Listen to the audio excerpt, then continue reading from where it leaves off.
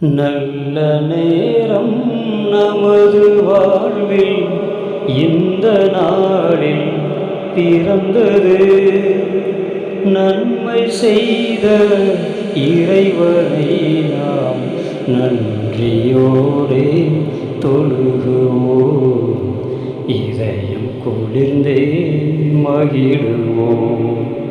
நல்ல நேரம் நமது வாழ்வில் இந்த நாளில் பிறந்தது. நன்மை செய்த இறைவனை நாம் நன்றியோடே தொழுகுவோம். இதயம் குளிர்ந்தே மகிழுவோம்.